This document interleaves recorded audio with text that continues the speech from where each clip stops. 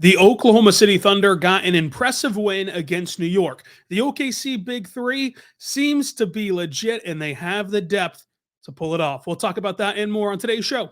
You are Locked On Thunder, your daily Oklahoma City Thunder podcast. Part of the Locked On Podcast Network, your team every day.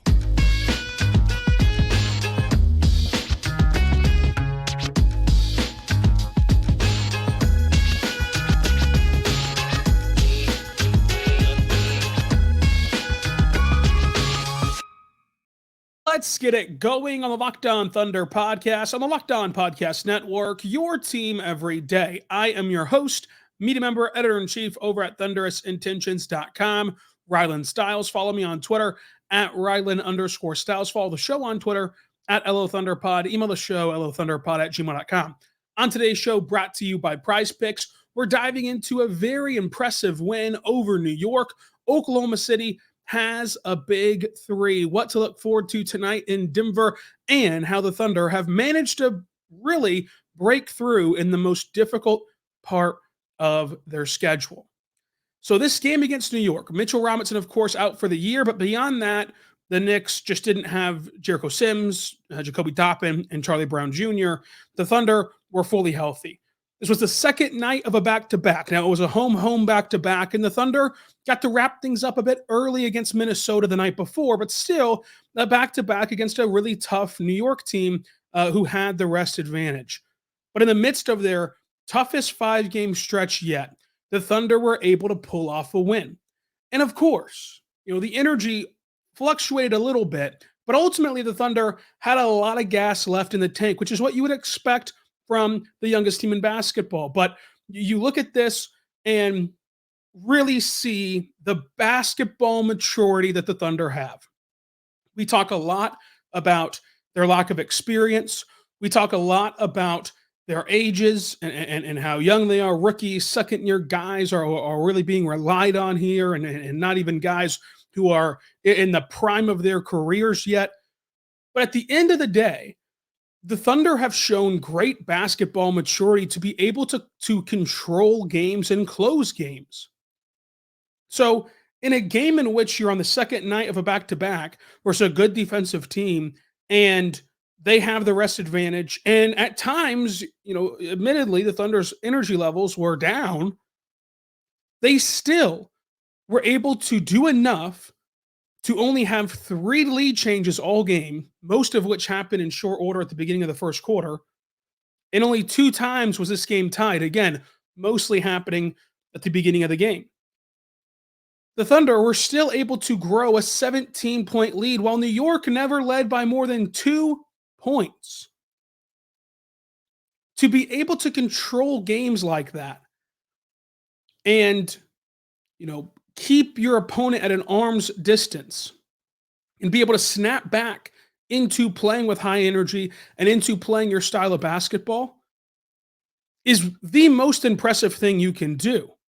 It's what separates good teams from bad teams. It's what separates great teams from good teams, is that basketball maturity level. In this game, with all of that context we just gave, the Thunder committed 4 turnovers all game. 4. In a 48-minute game, the Thunder gave the ball away 4 times. And so even as New York dominates the glass, right, and they were just feasting on the glass to the tune of a 40-27 margin, even as that's the case, the Thunder outshot New York 90 attempts to 82, which is thoroughly impressive whenever you get beat by 20 rebounds. But the difference is not letting go of the ball. And that's how you counteract some things that you just can't control. Look, New York is a bigger team and is a better rebounding team than Oklahoma City. It's hard to control that whenever you're Oklahoma City. But what you can control is once you get the ball, not to give it away and to force turnovers. And that's how you counteract that deficiency on the glass. And as New York wins that rebounding battle, The second chance points were 12-6. The Thunder were plus 12 in the paint, plus 10 on fast breaks, Oklahoma City was. And on the second night of a back-to-back, the Thunder shot 54, 43, 77. New York shot well too, 50, 41, 80.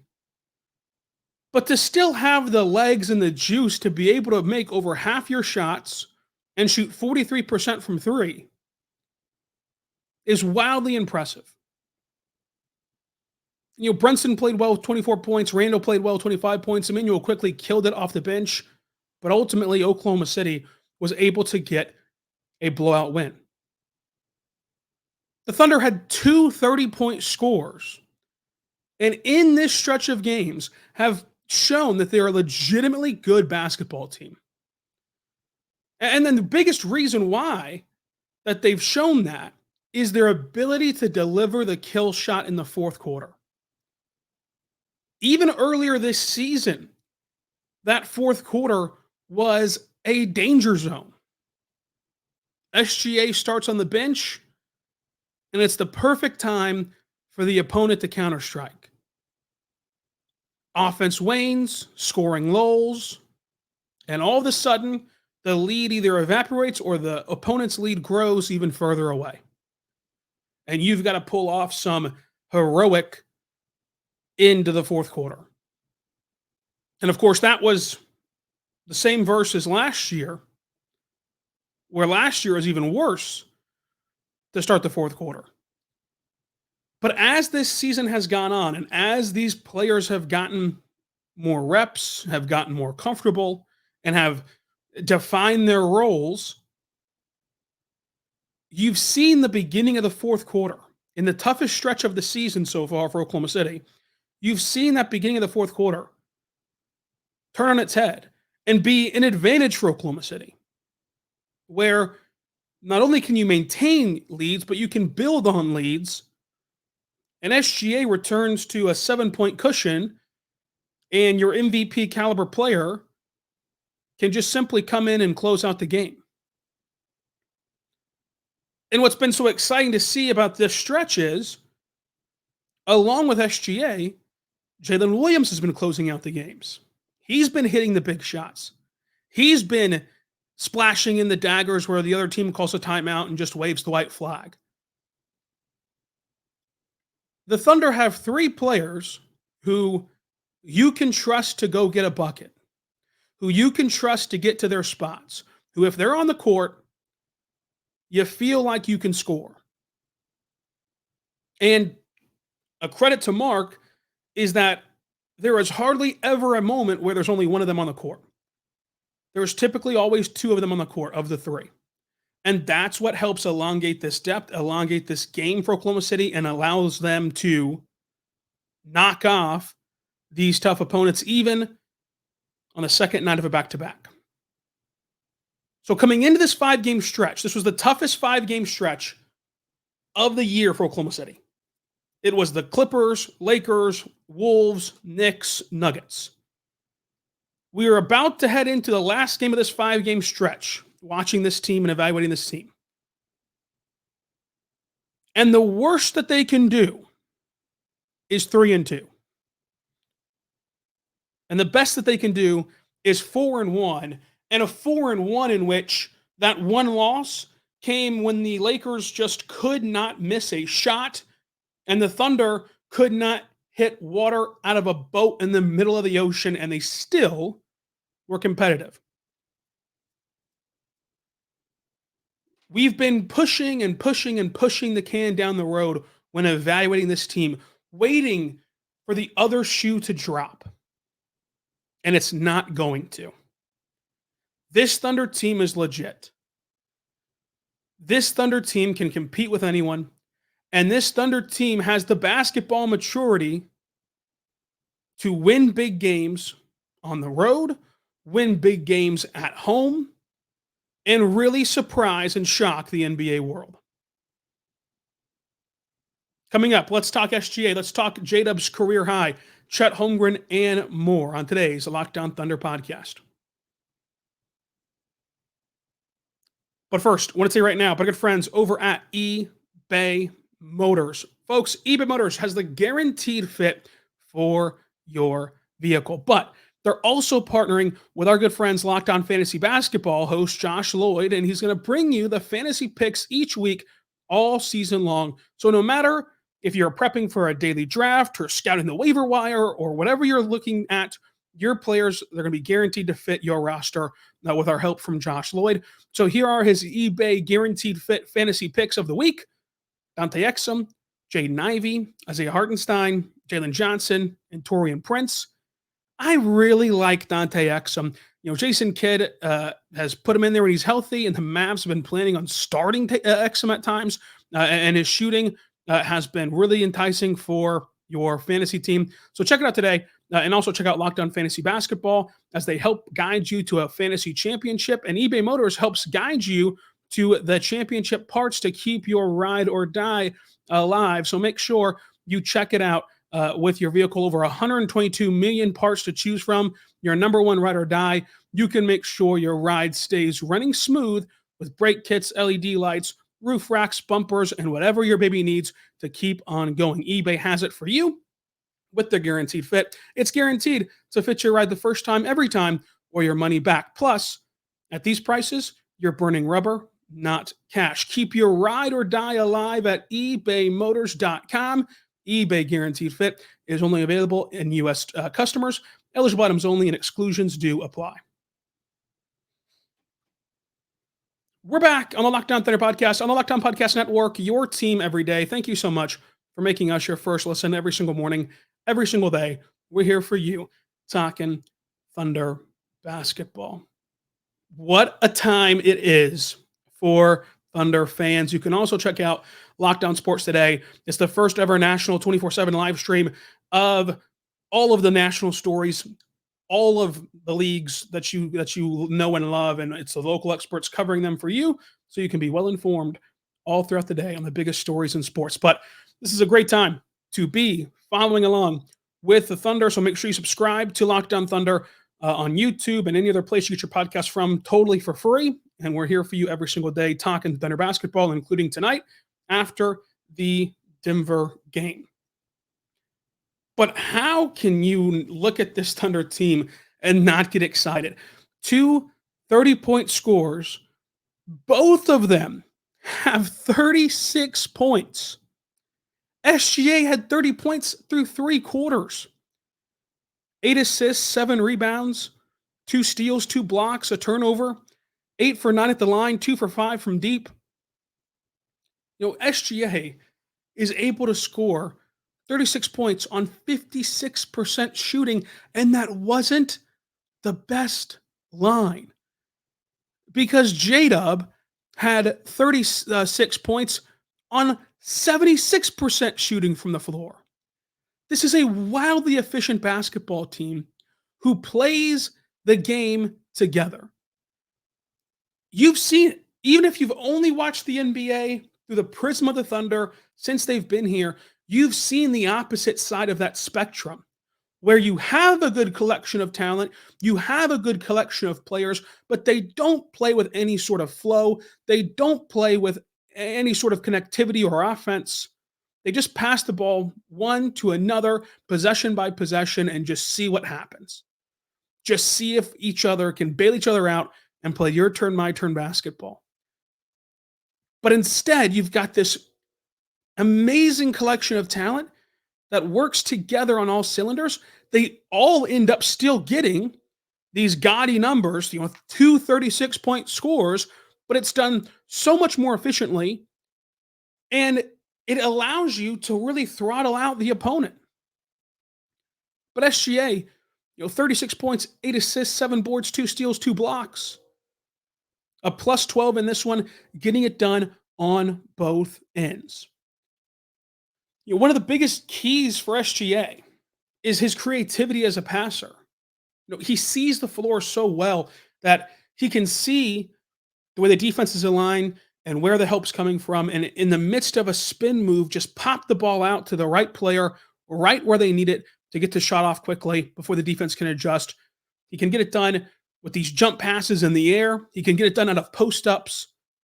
He can pass the basketball at a high clip with his elite scoring, to where it just continues to add to this throw your hands up. How do you defend him?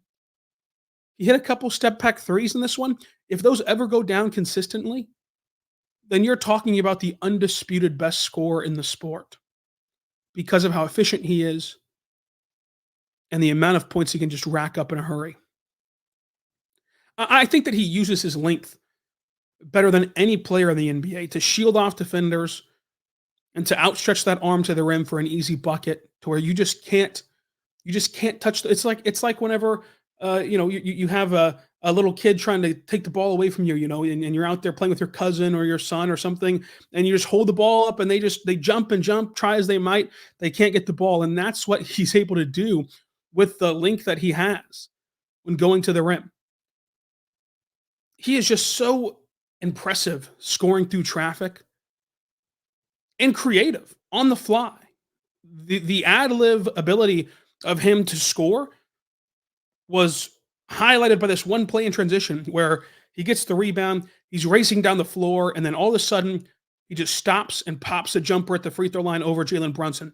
Jalen Brunson, a lot of talk about Brunson over the last week and his height and what he can be as a number one option. Jalen Brunson has zero chance to contest an SGA jumper. SGA can just shoot over the top of him every single time. And so to not try to plow through Brunson at the rim, but instead just stop all momentum on a dime and take that jumper was such a savvy move and such a clean look. It's just really impressive, and it just continues to make you wonder how you stop him. His pump fakes work because of that, because of his ad-lib ability to score. The pump fakes just absolutely fool defenders because you have to believe him that he's about to shoot, because he will shoot from anywhere on the court inside the arc. No matter what his balance is like, no matter what his setup move was, you have to believe that he'll pull up that shot, and you have to be ready to contest it. And that's how you get the defenses out of position. And one of the most underrated aspects of his game is the lack of space he needs, because we always talk about the space he creates, but that's almost like a luxury for SGA. You could go back and watch his jumpers this year. The amount of times that he has zero landing space and literally falls to the floor after letting go of the shot, but yet somehow it is a perfect swish. Somehow he just nails it. Is just unbelievable. And you go from a guy like SGA doing that, and you're thinking you've got to gear up and just stop SGA at all costs. But then you look over, and J-Dub scores the first 7 points of this game and carried the load with SGA off the floor. A career night for J-Dub, who's on an absolute heater shooting the basketball.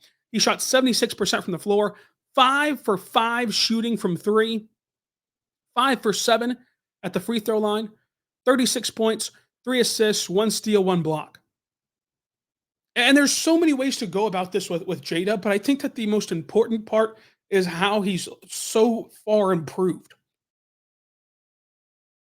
I think that when you look at J-Dub, it's easy to overlook his improvements a little bit, not dramatically, but just overlook them a little bit because of, how great Chet Holmgren has been. And of course, Chet Holmgren, the new item on the docket, is going to steal a lot of the attention. But J-Dub, while adding, tremendous strength, like he has truly transformed himself in the strength department. While doing that, typically, that can hurt a guy's shot, at least for the next year. That can hurt a guy's shot as they learn to readjust. Typically, the traditional wisdom has been, you add bulk, you lose some on your jumper. That's not been the case for J-Dub. In fact, not even close. With that added strength, he's a plus 7% percentage points better from beyond the arc, shooting 42% from beyond the arc. With the added strength to improve at the rim and get more calls and get more free throws, which are just easy points. He has truly transformed his scoring portfolio to be able to do just this, where he is carrying the load for the Thunder with SGA off the court, maintaining leads, growing leads, and delivering knockout blows at the end of games, even with Shai on the court. And it presents this just dilemma for other teams because they've finally gotten to the point we talked about all preseason long, all summer long, of pick your poison.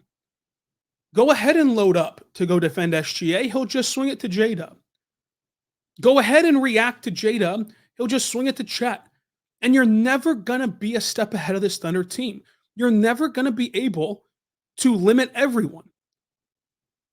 The way you stop this Thunder offense is just hoping that the Thunder offense stops themselves. Because when they share the ball the way they did against New York, and when they are knocking down their open looks that they're going to create every single night, they are really tough to beat. You have to bring your best game, your best shot every single time, and it still might not be good enough. The sky is the absolute limit for this Thunder team. And for a fan base who has been just tremendously spoiled, this is yet another chapter in that. And while it's hard to imagine that these three players become better than what Harden and Westbrook and Durant were able to accomplish individually, when you look at them as a team, you could see these three players accomplishing more than what those three guys did as a unit. And that the fact that that's even a conversation to be had is unbelievably lucky for Oklahoma City. Because you think about how far those teams got when they were healthy. Of course, they had years where, Durant was hurt. They had years where Westbrook, of course, with Patrick Beverley was hurt. And they had years where Ibaka was hurt. When they were healthy, though, each year that they were healthy, they got to the Western Conference Finals. They got to, they got really, really close. And this team can still accomplish more than that if everything goes right the way that it's trended so far. Because of players like J-Dub, because of players like Chet to add to an MVP level player. The Thunder arguably have three guys who they get to their spot and they can knock it down independent of what the defense is doing. And that tough shot making from J-Dub with three defenders around him, that's the difference. That's what you need. When a game bogs down in the postseason, it's a half-court game, and you've slowed down into the mud, you need players who can just go hit difficult shots. And the Thunder arguably already have three of those guys. But I just cannot get over how impressive this Thunder team has been. And, a running joke has been from J-Dub that he has not taken heat checks. And while that is a funny joke, on a serious note, that is such a positive trait that even in the midst of a career high night where you're scoring 36 points, right? And you combined it with the night before where he goes 4 for 4 from three, he goes 5 for 5 from three in this game. And you have to be feeling such in the zone when those things happen. But to still, possession in and possession out, let the game come to you, not only helps your individual efficiency, but helps the team overall. And that is, again, a sign of, despite being a second-year player, despite not playing in massive games quite yet, that's still a high level of basketball maturity and a level you have to reach in order to have success. And so I thought that was great from J-Dub. We'll talk Chet Holmgren. We'll talk this depth as well, all coming up on today's Locked On Thunder podcast. On today's show, I want to tell you right now, my good friends over at Prize Picks. Prize Picks is great. What I love about Prize Picks is, number one, it's available in Oklahoma. But number two, all of the benefits they give to you, the user. So what Prize Picks is you build out this entry with 2 to 6 players. And you can do this by just looking at the NBA, which we're all a fan of. You can also mix in NFL players, college players. You can mix in, NHL. You can mix in a lot of different sports, but you can just stick with the basketball room. You pick 2 to 6 players and say, you know what? I think that LeBron will score more than his prize pick projection in points. I think SGA will have more than his prize pick projection in steals. And there you go. That's an entry right there. And you can continue to add to that as much as you want. But my personal favorite part of prize picks is the fact that, in the NBA, we know the drill. Guys are questionable. LeBron, for example, has been questionable every single game, literally every single game. And, you want to make these entries while you're thinking about it during the day before life gets busy in the evening time. If you make an entry and then all of a sudden that player doesn't play, Prize Picks offers this reboot policy which protects you, which is the only platform to do that. And that's such a great option for you, especially if you're into the NBA like we are. So check out Prize Picks. When you do, you can go to prizepicks.com/LockedOnNBA. That's prizepicks.com/LockedOnNBA, or use code LockedOnNBA for your first deposit match up to $100. So up to $100, they're going to match your deposit for you at prizepicks.com/LockedOnNBA. We're back on the Locked On Thunder podcast, on the Locked On Podcast Network, your team every day. Thank you so much for making us your first listen every single morning, every single day. We're here for you talking Thunder basketball. Folks, Chet Holmgren, 22 points, 5 boards, and assists, 4 blocks, 64% from the floor. He was awesome in this game. He absolutely found the mismatch. He loved attacking Isaiah Hartenstein. He got the ball at the top of the key multiple times and just walked Isaiah Hartenstein right to the rim, used a couple post fakes, and was able to just score right through Hartenstein. He was also showing off some kind of physicality. He got this rebound into a power dribble right through Julius Randle's body at the rim. And Chet Holmgren has completely mastered that spin move. There was a great play where Trey Mann fed Chet Holmgren quickly in transition at the slot, and Chet just immediately takes off for the paint, and he had to spin through the paint, and he's off balance at the rim, but he has such great body control to still be able to finish it. And the pump fakes are still working to the nth degree. He had the ball swung to him top of the key, pulls off a pump fake, Gibson goes flying by, and now Chet's able to just take one dribble in, free throw line jumper, sink the wide open mid-range shot.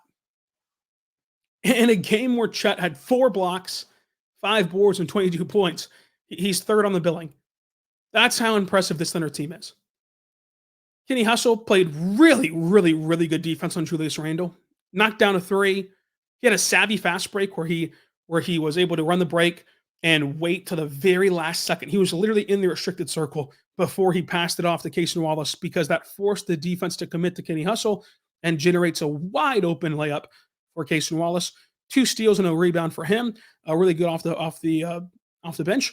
Lou Dort was really good defensively tonight. 1 for 4 from 3. Cooled off a little bit from 3, but overall, when you look at this stretch of games, if this is how Lou Dort can shoot, where like 1 for 4 is his off night, but for the majority of this stretch, he's been just lighting it up from distance, that changes the high-end outcome for Oklahoma City in a big way. Plus 13 in this game, 2 assists, 2 rebounds as well. Isaiah Joe off the bench was a plus 3. Wiggins off the bench was a plus 7. Joe went 2 for 4 from 3, 2 rebounds as well, on his way to 8 points.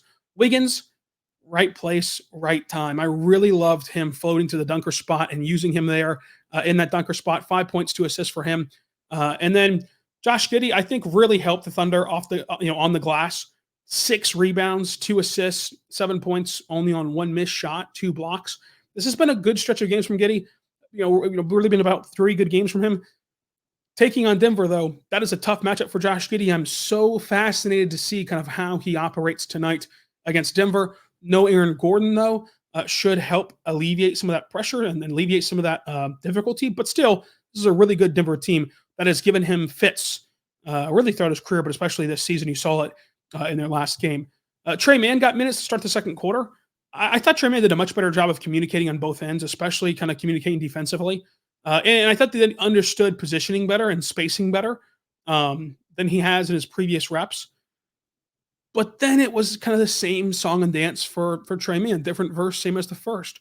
We've been talking about Trey Mann all summer long, all preseason long, of, if you paused Trey Mann's clips and you just paused them right when he released the ball, it would be $1 million move and you would think he's one of the most prolific scorers in the NBA. But then you hit play, and for some reason the ball doesn't go in. And he had that kind of same thing happen to him again in this one, where Trey Mann was just this really, really, really good scorer in the sense of space creator and taking really quality shots. But for some reason, they just did not fall. And eventually, they're going to have to fall for Trey Mann.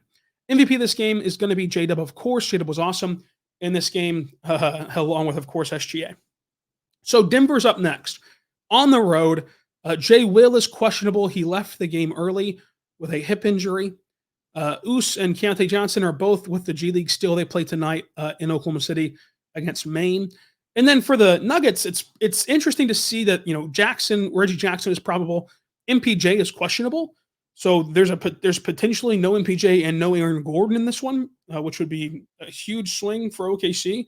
The Nuggets, you don't need me to tell you that they're a good team. They're the champions, but they have not lost since the Thunder beat them in Denver. They have not lost a game. This is a battle of two top West teams, and I don't know that the Thunder are going to change anything about the way that they play defense, but I would be curious to see the Thunder not crash as hard on Jokic and defend him one-on-one. And I know that defending Jokic one-on-one would present some easy buckets for Jokic.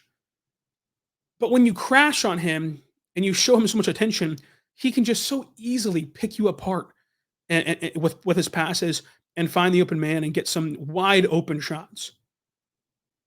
Forcing Jokic to be the top scorer for Denver and then the scorer for Denver might be the best route. Again, this is a pick your poison type of thing, and there's no winning, there's no right answer, so to say, because you are just kind of saying, hey, Jokic, go score all you want to, in a way. But trusting Chet to go get a couple blocks on Jokic, trusting the fact that a couple shots won't rim in for Jokic while limiting everyone else could be the best option when you defend Denver. Now, that would be a stark difference from how the Thunder typically play defense, of their heavy crashing to kind of compensate for their size and using their athletic ability to fly out and to contest on the perimeter. But I think against Jokic specifically, this could be an interesting option. So I'm always going to be fascinated to see what they come up with against Nikola Jokic, one of the best players in the world, multiple time MVP, Finals MVP, all that good stuff. But it'll be fun, and we're going to recap it all right here on the Lockdown Thunder podcast right after the game on YouTube and on all other podcasting platforms. Make sure you follow along on Twitter, X, Threads, @Ryland_Styles. And until tonight, be good and be good to one another.